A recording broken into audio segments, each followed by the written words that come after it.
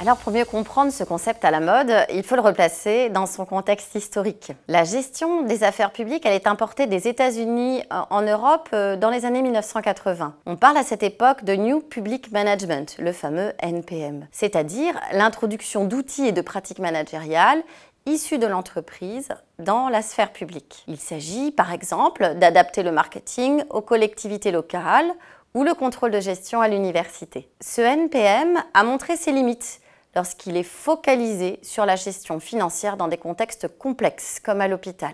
Vous avez certainement entendu parler de la tarification à l'activité, la T2A. Elle ne prend pas bien en compte la réalité du travail hospitalier et pèse sur les soignants. Pour retrouver du sens et de l'agilité dans la gestion publique, se développe depuis une vingtaine d'années ce que l'on appelle l'innovation publique. On peut la définir comme l'introduction, la mise en œuvre et la diffusion d'une nouveauté dans le domaine public au sens large. Cette innovation publique, elle peut être numérique ou managériale, elle vise à mieux répondre aux besoins des usagers. L'innovation publique passe par des dispositifs connus et impulsés par l'État, comme des labs d'innovation ou des startups d'État. Elle peut être également le fait d'initiatives locales qui témoignent de l'agilité des collectivités. Quoi qu'il en soit, l'innovation publique repose sur une implication et une acculturation très importante des agents du service public, tout comme la participation des citoyens. Alors, la question qui vous vient sûrement en tête, c'est dans le fond, en quoi cette innovation publique elle est différente de l'innovation privée?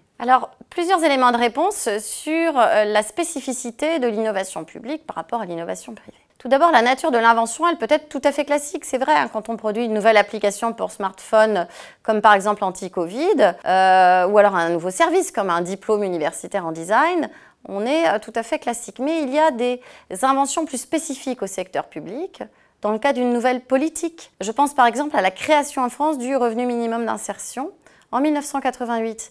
C'est une politique qui se démarque très nettement de ce qui était fait précédemment. Il peut y avoir également de nouvelles rhétoriques.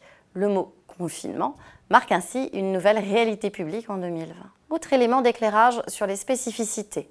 On parle beaucoup d'innovation ouverte en entreprise, mais c'est un aspect incontournable dans le domaine public. Citoyens, usagers, politiques et experts, on pense aux designers, aux sociologues, seront embarqués avec l'administration pour assurer le succès du processus. Et enfin, dernier élément, contrairement aux brevets qui sont jalousement déposés et conservés pour assurer la compétitivité industrielle, l'innovation publique, elle se veut diffusable au plus grand nombre. Pour cela, de nombreuses manifestations de partage d'expériences sont organisées très régulièrement, comme par exemple la cousinade du programme Futur Public de la Direction interministérielle de la transformation publique, la DITP.